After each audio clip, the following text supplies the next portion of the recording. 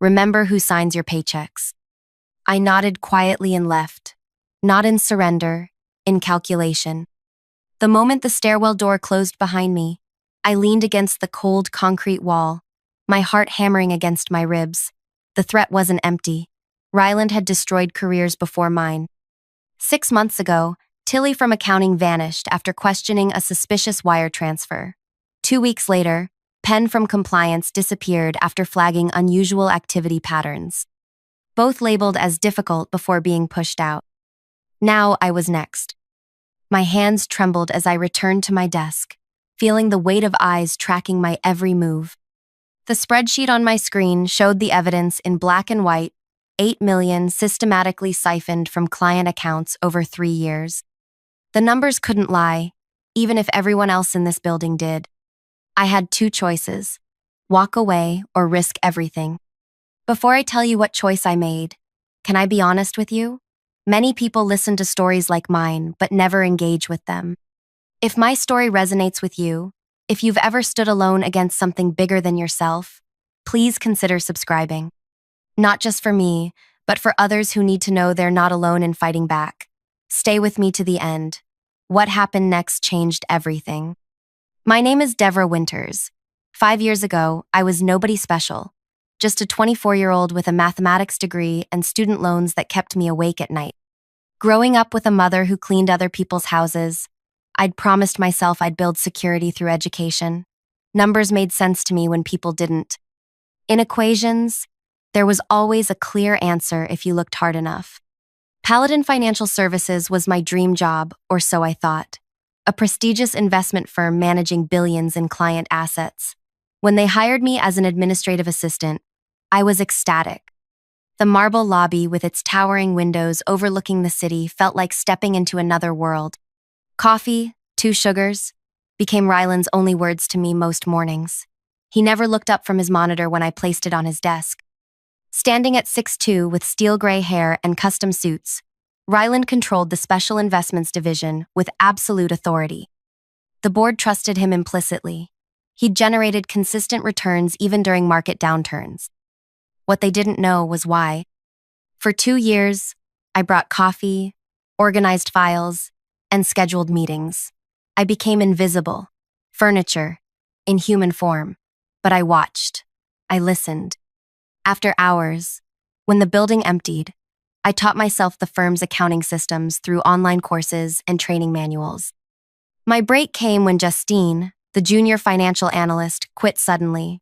The quarterly audit was approaching, and they needed someone, anyone, to handle data entry. She knows our systems. I overheard Ryland tell Howard, the operations director, "We can pay her half what we'd pay a new hire, just until we find someone qualified." That night, I went home to my tiny apartment and screamed into my pillow, half in excitement, half in anger. They thought I was just a coffee girl. They had no idea I'd spent 2 years studying every aspect of financial reporting while they ignored my existence. When I started in financial oversight, I noticed small inconsistencies. Nothing dramatic, just numbers that didn't quite align. Transactions rounded oddly. Timestamps that didn't match trading hours.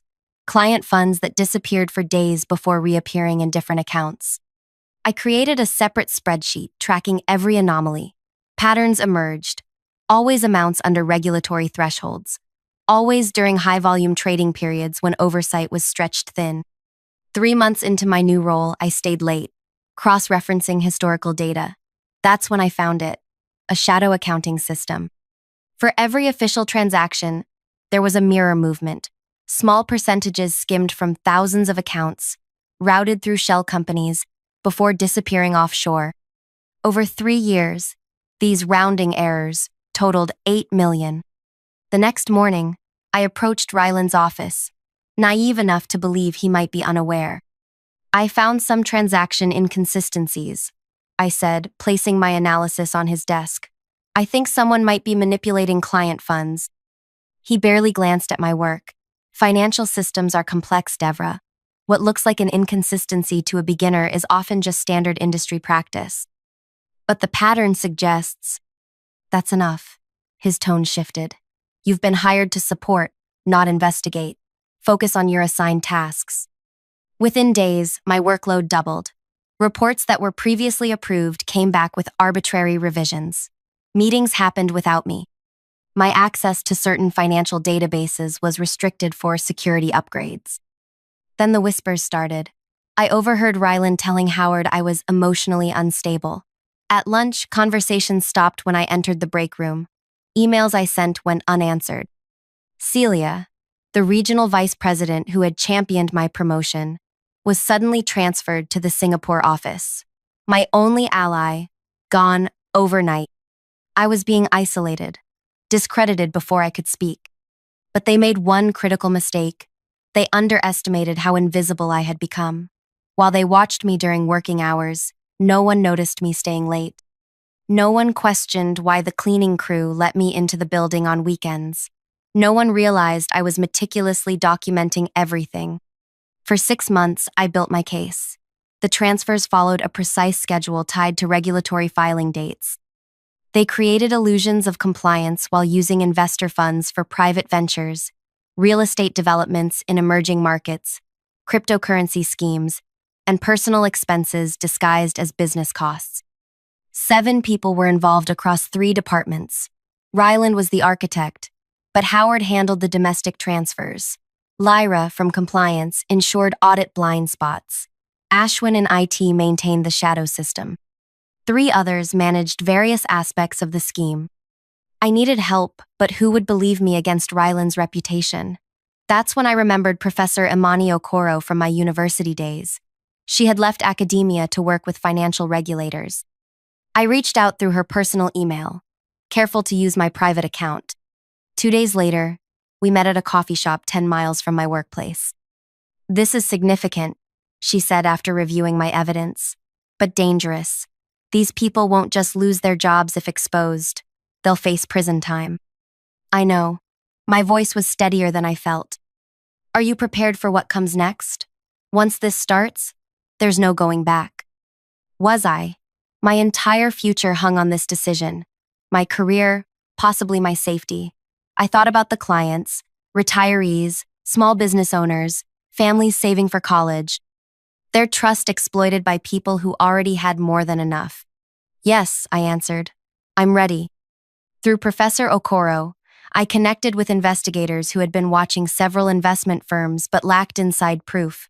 They needed documented evidence and a witness willing to testify. For weeks, I played defeated at work.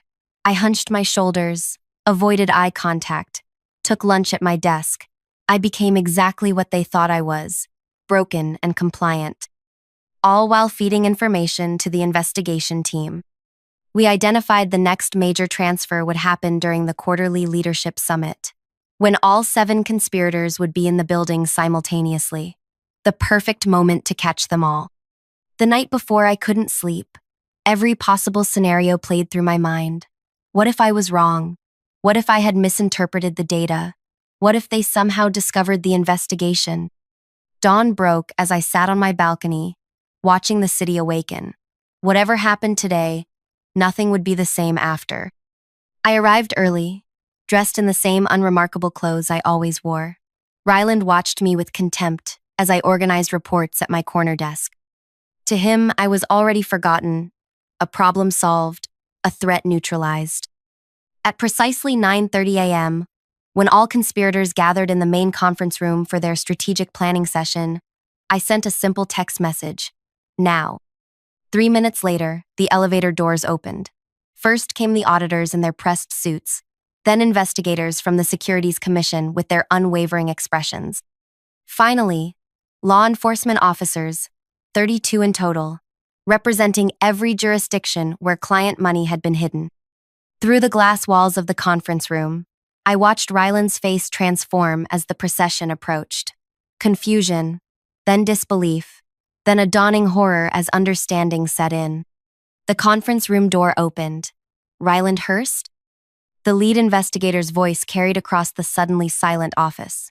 "We have a warrant to search these premises and seize financial records related to client accounts."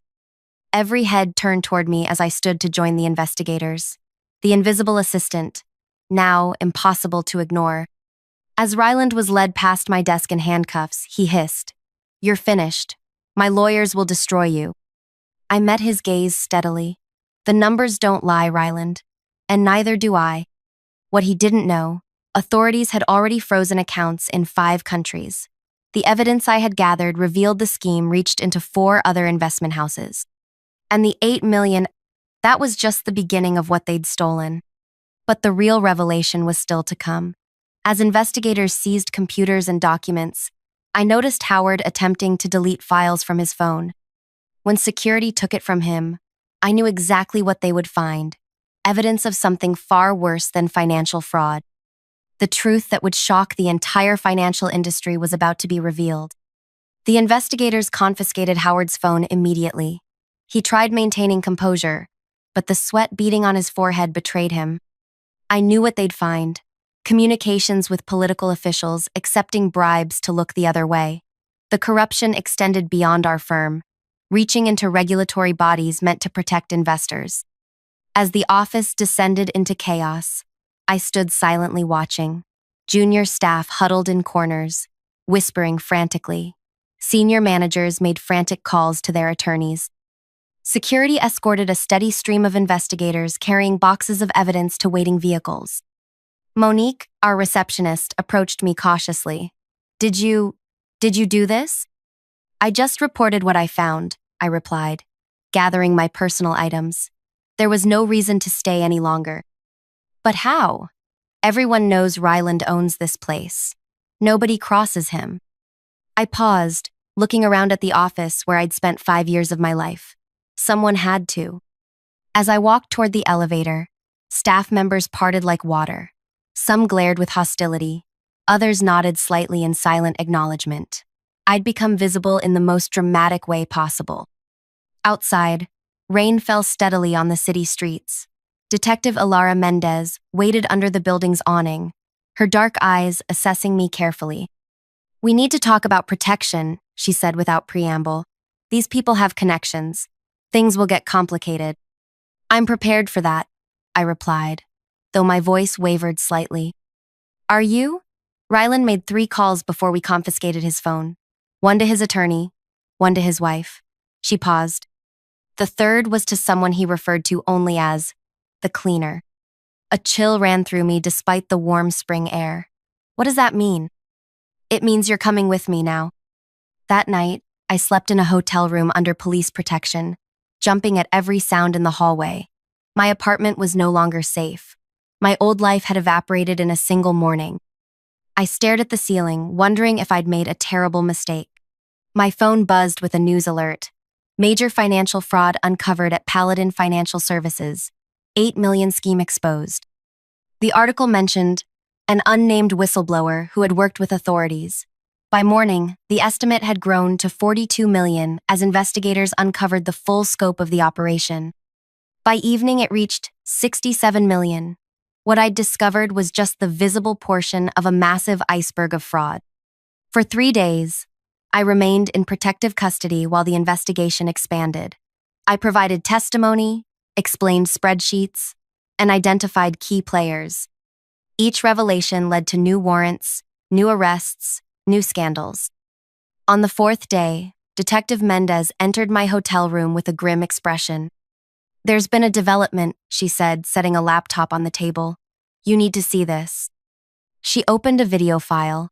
The timestamp showed it was recorded the previous night. The image showed Ryland, released on bail, sitting in what appeared to be his home office. "I've been falsely accused," he began, his voice steady as he addressed the camera. "A disgruntled employee with limited understanding of complex financial operations has misinterpreted standard practices. My legal team will prove my innocence completely." He continued smoothly, explaining how young employees often misunderstand the sophisticated financial instruments used by investment firms, how regulatory compliance sometimes requires temporary fund movements that might seem unusual to untrained eyes. "He's good," Detective Mendez said, pausing the video. "Very convincing." "He's lying," I replied. The evidence is complicated, technical. He's turning this into a story about a naive young woman making wild accusations against an established financial expert. She studied my reaction." He's posted this everywhere. It's gaining traction. My stomach tightened. Of course he would fight back this way, discrediting me publicly while his legal team worked to dismantle the case. It was smart. It might even work. There's more, she continued, scrolling to another video. This one showed Howard, also released on bail, approaching reporters outside the courthouse. Devra Winters was repeatedly denied promotion due to performance issues. He told the cameras, "This is her retaliation. A vindictive attempt to damage the firm that gave her opportunities despite her limitations." My face burned with anger. That's absurd. I have documentation. Documentation that will take months to sort through in court, Detective Mendez interrupted. Meanwhile, they're controlling the narrative. These are powerful men with powerful friends. So what do I do? That depends, she said, closing the laptop. How far are you willing to go? The question hung between us, heavy with implication. I thought about my mother, who had scrubbed floors for 30 years without complaint, who had taught me that justice mattered more than comfort, who had died 2 years earlier, never seeing me become anything more than an assistant. Whatever it takes, I answered. The next morning, Professor Okoro arrived at the hotel with a large envelope and a determined expression. The officials are getting pressure from above, she said without greeting. 2 senators and a governor have made calls questioning the investigation. The case is solid, but public opinion is shifting as Ryland's PR machine works overtime. She spread documents across the bed, but they made one critical mistake. They assumed you only had access to Paladin's systems. I leaned forward, examining the papers. They were financial records from 4 other investment firms, companies where Ryland and his associates held board positions or advisory roles. How did you get these? Professor Okoro smiled tightly. Let's just say you're not the only one who's been watching them. For years, certain patterns have raised flags. But without internal confirmation, regulators couldn't move forward. Together, we spent hours analyzing the documents. The same techniques, the same shell companies, the same timing patterns, replicated across multiple firms. Conservative estimates put the total fraud at over 200 million. This isn't just about Paladin anymore, Professor Okoro said. This is about exposing a systemic problem across the industry. But how do we get people to listen? Ryland's already painting me as incompetent and vindictive. You fight narrative with narrative, she replied. But first, we need to secure these records properly. There's someone you need to meet. That afternoon, we drove to a nondescript office building in the business district. The sign on the door read simply, Veritas Consulting. Inside, a woman with silver-streaked black hair waited, her posture military straight. Devra, this is Zahira, Professor Okoro introduced us. Former financial crimes prosecutor. Now she works independently. Zahira assessed me silently before speaking. You've stirred up a hornet's nest. I didn't intend to. Intention is irrelevant. Results matter. She gestured for us to sit. Your evidence is compelling but complex. The public doesn't understand financial minutia. They understand stories, villains, and heroes. I'm not trying to be a hero, I protested. Then you've already lost, Zahira replied sharply. Because Ryland is very comfortable playing the villain who's been wrongly accused. His narrative is simple and believable. Ambitious young woman misunderstands complex systems and makes false accusations when denied advancement. The truth of her words stung. In the public arena, technical evidence couldn't compete with a compelling story. So what do? I asked for the second time in 2 days. You tell your story, not just the fraud, but who you are, why you did this. Make people understand what was at stake. Zahira leaned forward. And you reveal the one thing they don't expect you to know. What's that? The names of their clients, the ones they stole from, the real victims. My pulse quickened. I don't have that information. Client data was restricted.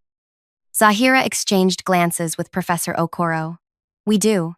And it's not just wealthy investors. They've been skimming from pension funds. Retirement accounts for teachers, firefighters, public servants. Over 60,000 people affected. The revelation hit me like a physical blow. I had assumed the victims were wealthy investors who could absorb the losses. Learning that ordinary people, people like my mother, had been the targets transformed my understanding of the case. There's a congressional hearing scheduled for next week, Zahira continued. Originally just a procedural meeting about financial regulations. Now they're expanding it to address this case. Ryland and Howard have been called to testify. And me? If you're willing, yes. But you'll be walking into hostile territory. Several committee members have received campaign contributions from firms connected to Paladin. I thought about running, changing my name, moving to another city, trying to outpace the inevitable retaliation. It would be the safer choice, the rational choice. But the faces of 60,000 invisible victims flashed through my mind. People who, like me, had once been furniture in human form to Ryland and his associates. I'll do it, I said. For the next 5 days, we prepared intensively. Zahira coached me on testimony techniques. Professor Okoro helped organize the financial evidence into clear, understandable segments. Detective Mendez provided updates on the expanding investigation, now spanning 7 states and 3 countries. The night before the hearing, I stood at my hotel window, watching the city lights below. My phone buzzed with a text from an unknown number. Walk away now. Last chance. I showed it to Detective Mendez, who added it to the growing file of threats. Some were explicit violence. Others promised character assassination. All confirmed I was on the right path. Sleep evaded me that night. Instead, I rehearsed my testimony once more, focusing on the human impact rather than just the numbers. By dawn, I felt ready. Terrified, but ready. The hearing room was smaller than I'd imagined, but packed with people. Cameras flashed as I entered. Journalists scribbled notes. At the front table, Ryland and Howard sat with their attorneys, studiously avoiding looking in my direction. Committee members filed in, taking their elevated seats like judges at a tribunal. Chairperson Congresswoman Yvette Torres called the session to order with a sharp gavel tap. Today, we address serious allegations of financial fraud at Paladin Financial Services and potentially other institutions, she began. We will hear testimony from key figures involved. Ryland testified first, his voice confident as he dismissed the allegations as misunderstandings by junior staff unfamiliar with standard industry practices. Howard followed, reinforcing the narrative of my incompetence and vindictiveness. Several committee members asked softball questions, clearly sympathetic to the accused. Others pressed harder but became tangled in technical details that Ryland easily deflected. Then it was my turn. As I took my seat at the witness table, Ryland smirked slightly, the same dismissive expression I'd seen countless times when he barely acknowledged my existence. It steadied my nerves somehow, reminding me exactly why I was there. Ms. Winters, Congresswoman Torres began. Please explain your role at Paladin Financial Services and how you came to make these allegations. I took a deep breath and leaned toward the microphone. 5 years ago, I joined Paladin as an administrative assistant. I began. I brought coffee, organized files, and became invisible to the executives. That invisibility became my greatest asset. I explained my journey clearly, my self-education, my promotion, my discovery of the discrepancies. I detailed the systematic fraud without technical jargon, making the complex scheme understandable to everyone listening. But this isn't just about numbers, I continued, pulling out a folder Zahira had prepared. This is about people. Real people whose futures were stolen. I read names and details. A retired schoolteacher whose pension fund had been skimmed, leaving her struggling to pay for medication. A firefighter whose disability benefits had been reduced because of market fluctuations that were actually theft. A small business owner whose retirement savings had diminished while Ryland purchased his 3rd vacation home. The room fell silent as the human cost became clear. Even sympathetic committee members shifted uncomfortably. Ms. Winters, one congressman interrupted, these are compelling stories, but can you prove these specific individuals were affected by the alleged activities at Paladin? Yes, I can, I replied, sliding a USB drive across the table. This contains the complete transaction history, showing exactly which accounts were impacted and when.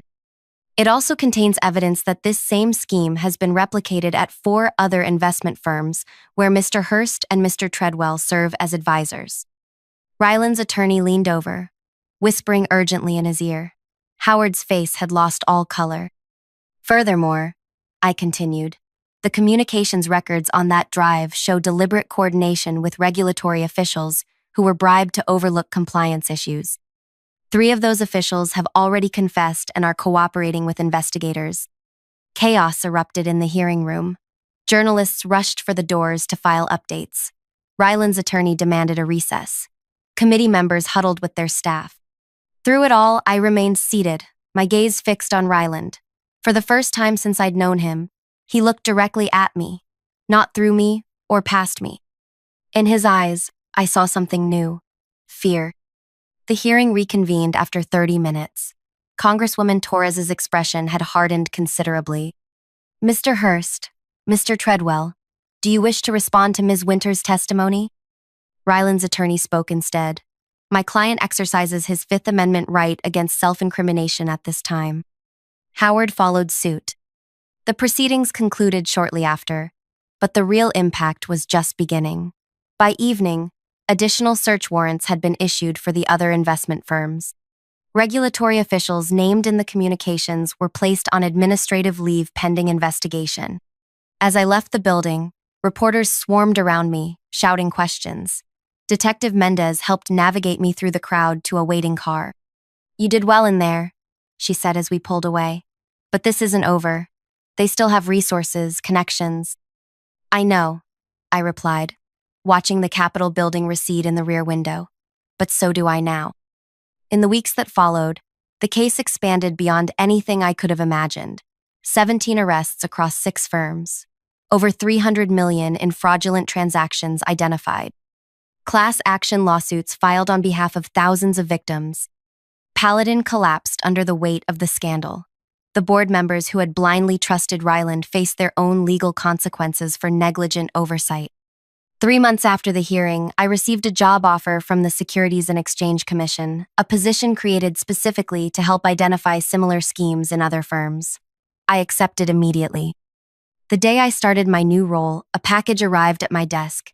Inside was a small, worn calculator, the same basic model I'd used when I first began teaching myself accounting at Paladin. With it was a note from Zahira. Never forget how this began. I placed it prominently on my new desk, a reminder of the power of being underestimated. 6 months later, I sat in a federal courtroom as the judge delivered sentences in United States v. Hurst et al. Ryland received 18 years for fraud, money laundering, and conspiracy. Howard received 12. The others received between 5 and 15 years, depending on their level of involvement. As Ryland was led away in handcuffs, he looked back at me one final time. I met his gaze steadily, no longer the invisible assistant but the architect of his downfall. Outside the courthouse, reporters asked how I felt about the verdicts. Justice isn't about revenge, I told them. It's about restoration. The money recovered will go back to the people it was stolen from. That's what matters most. But privately, as I walked away from the cameras, I allowed myself a moment of satisfaction. The manager who had threatened to make my life hell was beginning nearly 2 decades in prison. The executives who had dismissed me as furniture had lost everything. And the invisible assistant had become the most visible person in the industry. If you're watching this and feeling powerless in your own situation, remember my story. Sometimes being underestimated is your greatest advantage.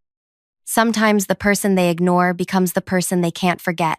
And sometimes, when you stand up for what's right, even when you're standing alone, others will eventually stand with you. Like, subscribe, and share if this resonated with you. There are more stories of justice coming, and I wouldn't want you to miss them. Remember, even the most powerful systems can be changed by one person who refuses to look away.